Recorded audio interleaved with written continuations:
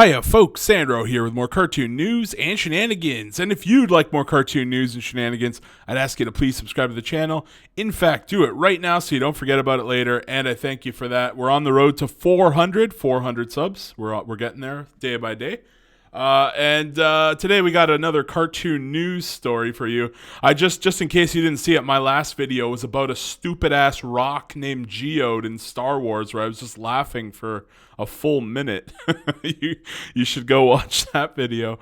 But anyways, what are we talking about today? So if you've already clicked the video, you probably know we're talking about Lola Bunny. And just look at this headline right here. Like, these companies, they literally just thrive on it. Like, look at the title. Conservatives want you to be mad that Lola Bunny's not hot anymore. Well, at least they have a nice thumbnail to get you to click in there. Yeah. So if you guys don't know what's going on with Lola in Space Jam, now you guys might remember Look at the pictures they got here. You know, she was very attractive to a lot of guys. I personally am not in on that furry stuff. But I know a lot of people definitely like Lola. I actually talked about this in my live stream. I have to give credit to Jolly Dark. Jolly Dark, if you're watching, thank you very much for sending me this article. Thank you very, very much. He actually sent me a number of articles. We're going to talk about those in other videos. But so thank you, Jolly Dark. But basically, what we were talking in the live stream, if you guys haven't seen my live stream, it was the most recent one. Basically, we were talking about how, like, Lola was like a crush for a lot of, like, guys. A lot of guys were like teenagers. I went to a Christian school, and they showed Space Jam multiple times. So a lot of the guys were just, they were in the class when Lola would be on screen. They'd be like, one of those kind of whistles whenever she would be on the screen and such. And yeah, so we're going to talk about this new redesign where you could see that, she's spontaneously had a breast reduction surgery, apparently. That's not actually, I wouldn't be surprised if they make that like a canon thing. Yeah, but you could see how she's portrayed in the original, like, Space Jam. She was very clearly this kind of, like, female rabbit sex icon, and now not so much. Definitely not so much. So let's look at an article. We're on CBR.com. I like CBR. It's pretty great. CBR.com article by Sandy Schaefer. Hey, my name's Sandro, and her name is Sandy. I like that. We got that name synergy. And immediately, before we even read the article, I turned my head over. Okay, I guess it's this way, right? Yeah, because we're on a mirror image with the webcam. Okay, yeah. No, hold on. That up in the corner, up there, you see that where it says Space Jam Speedy Gonzalez actor Gabriel Iglesias comes to the character's defense. So everything's problematic. Everything's so problematic, guys. I'm surprised they just don't rename Speedy Gonzalez to Speedy Gonzala X. That Latinx thing that those ridiculous left-wing morons just keep trying to push, where it's like everything has to end with an X, like woman X. Yeah, Speedy Gonzal X. They're gonna try and do it. Oh my God, poor Speedy. So we're not gonna follow up on that article. Today we're actually going to be looking at Lola and actually Pepe Le Pew on Deadline. Let's actually Deadline.com. We got another article by Anthony D'Alessandro, and look, wow, two people in a row that have very similar names to me. Anthony D'Alessandro. Hey, that's my name. And then you had Sandy on the other one. So that's interesting.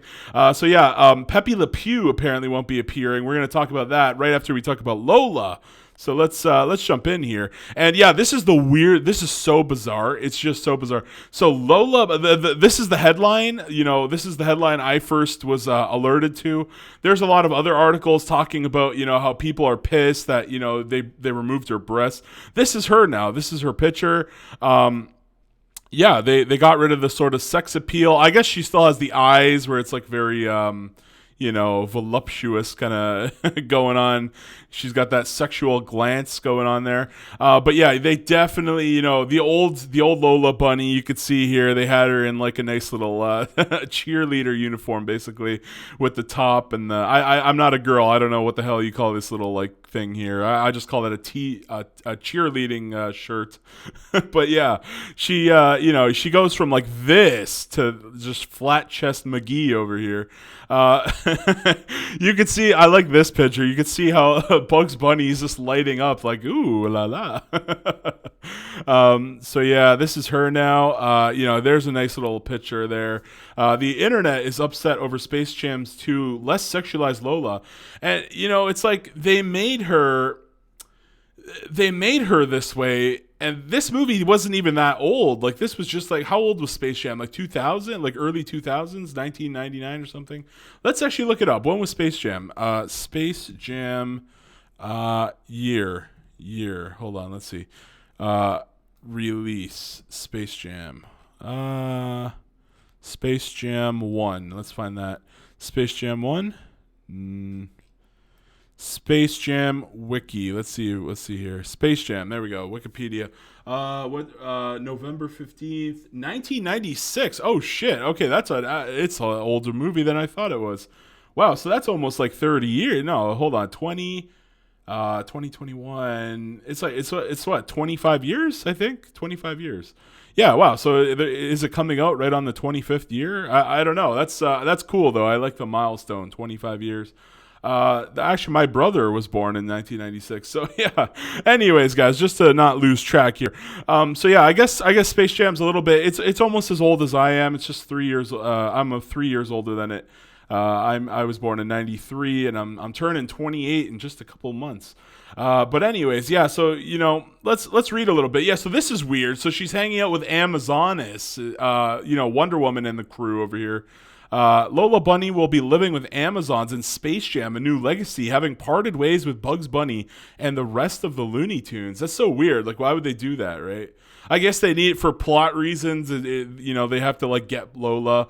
Also, apparently, like Lola, I think I read this article on when I did the live stream, and it said something like she is actually the best Looney Tune at basketball. Is that, like, what? When did that happen? Yeah, I always thought Taz was like, I remember in the movie they had like Elmer Fudd and like Yosemite Sam using guns, and like, what the hell was he? I don't even know, man. It was pretty crazy. My God. Yeah, like, wasn't Taz didn't Taz go like crazy and get like a shit ton of goals? Like, I thought like Taz was like the number one like Looney Tune in the first movie, right? I don't know. Apparently, these days the women are just better at everything. There's no hero's journey. It's basically the women are just superior in everywhere. That's the garbage writing of today. Very woke, very garbage. But yeah, let's read a little bit more. We wanted to meet her with the Amazons, which is just such a weird, like, what? The first movie felt like it was like grounded, like here's reality, and then like here's, like, is she gonna be? Are the Amazons gonna be cartoons, or are they gonna be in real life? I'm just so confused, right? Like, the Amazons aren't real in real life, so. Are they in Looney Tune land? Because the first movie took place in Looney Tune land. So are the Amazons Looney Tunes? I don't know. Let's find out here. According to we wanted to meet with the Amazons, trying to find greener pastures for herself. Like, what was wrong at the end of like Looney Tunes or Space Jam? What was wrong at the end of Space Jam 1? I don't know. But apparently there's going to be a plot here. According to Lee, Lola will be reluctant to reunite with the rest of the Toon Squad, like particularly her old flame Bugs Bunny.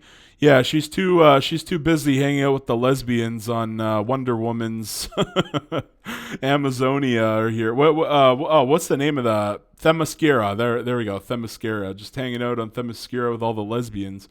When the Space Jam sequel picks up, as she says in the movie, there's more to her than just being a toon. Apparently.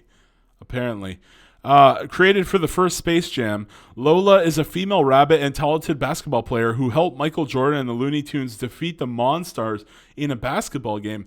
I see. Here's the thing, right? Like, I like it when I mentioned this in the live stream. Also, I like it when they create new characters, like Lola, right? Like when in the original Space Jam, Lola was a new character. I really like that kind of thing. I also liked how the Muppets. I don't know if you guys remember the Muppets.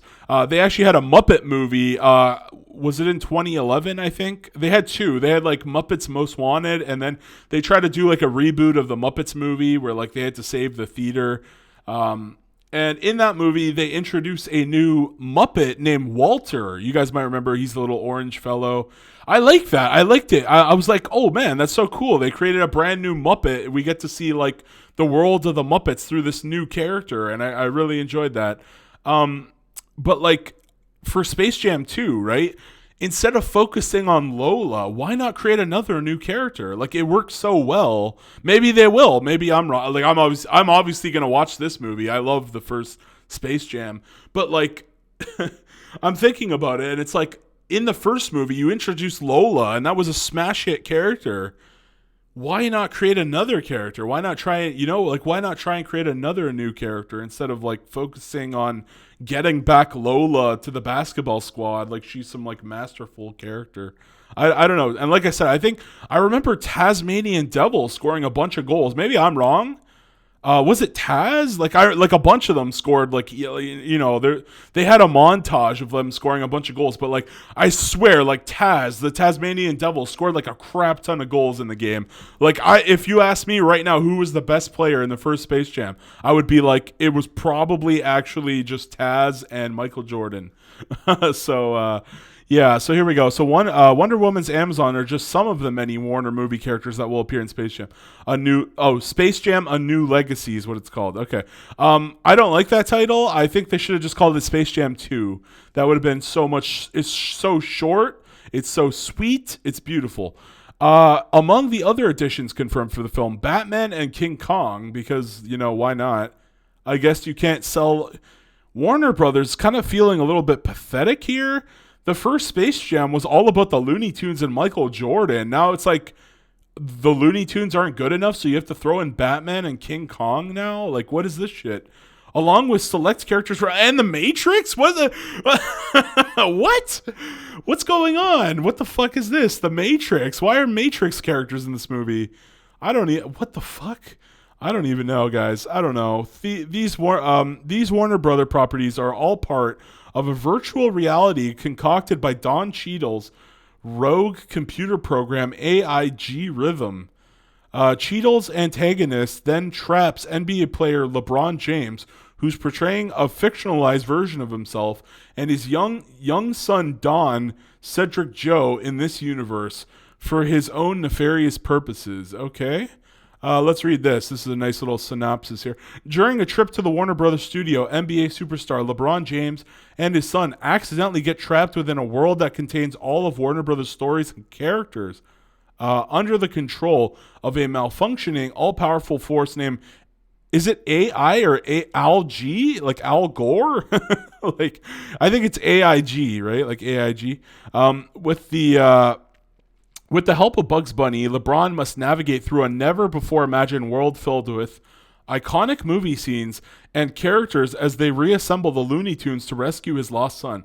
Now, to get back home, LeBron and the Tunes have to unravel AIG's mysterious plan and win an epic basketball game against digital gamified super versions of the NBA and WNBA's biggest stars the entire world watches. Yeah, so that's it. That's that. Such a weird plot. This is the plot, though? Like, what the fuck? I like the first one. It was so simple, so beautiful, right? It's like these monsters literally just wanted this planet. They wanted the Looney Tunes as an attraction for their weird space carnival thing in space, which is why it's called Space Jam. Wait a minute. Hold on. This movie is about an AI. Why is this called Space Jam? What the fuck? Yeah, I just thought of that right now. Hold on a second. If this movie why is this called Space Jam if it's about an AI? That's so weird. I wonder if the old Monstars will come back. That'd be pretty cool if they made a little guest appearance or something. Or a little cameo. Actually, what if Michael Jordan made like a cameo or something? Like at the last minute, they can't do anything, and then they get Michael Jordan. That'd be funny. But yeah, so there's that. And then we have the Pepe Le Pew thing here, where it basically says that he. So here we go. He starred in the first Warner Brothers Space Jam movie back in 1996. Shit, why didn't I read this article before I searched what year that movie? Oh my god. However, Pepe Le Pew will not be showing up at all in the upcoming theatrical sequel, Space Jam: A New Legacy, which is still a bad name. With the Looney Tunes French skunk besieged by controversy in the wake of New York Times columnists. Of course, it's just a woke person. I was about to say something really nasty there. It's just another woke person just slamming bullshit about bullshit. Complaining, apparently the character added to rape culture. But, you know, French people are very, you know, they call France the city of love. You know, I think we should turn the tables against this awful Charles M. Blow individual at the New York Times. And we should say, hey, you know, that's insensitive to French people. You know, it's the city of love. Pepe Le Pew is French. I think you're being a bigot by not letting him in the movie, or you're by slamming the character in your little stupid article. Deadline has learned that a hybrid live-action animation scene between Jane and the Virgin, what the hell, and Pepe Le Pew, shot back in June, was left on the cutting room floor. I hope it's in the bonus. Why is it cut, though? Why is it what was wrong, man? Pepe, that's so unfortunate. You know, I'm going to be sad if they cut these beloved characters, and it seems like they're already gone. Is this it? Oh, no. Wow, this goes on. Okay, I'm not going to read all this, but yeah, I guess the whole reason he was cut was because of the whole rape culture thing going on here. Not cool. Not, you know, I feel like they could have just wrote him to not be like that, you know, like if you really wanted to. You could have just had him just being romantic with another skunk, right? Why not? Right? Why not, right? Why not just put that, or the cat, right? It's like, it's some kind of like cat that always gets its tail painted white. They could have just had some kind of like why not create a brand new character, a romantic love interest for Pepe Le Pew, like they did for Bugs Bunny in Space Jam? What, right? That makes sense to me. And they could still have him in there, and they could have this new skunk character be a beloved new Looney Tune. Why not? But you know, they're not interested in making money. They're interested in appealing to a woke crowd, which is very unfortunate. But anyways, guys, this video, you know, it's pretty long, 17, you know, I've done way longer ones, let's be real. But I'm going to end the video here. Let me know your thoughts in the comments section down below. Give me a thumbs up, like the video, share the video, and of course, don't forget to subscribe. Thank you very much. Sandro out. Bye-bye. Bye-bye. Bye-bye.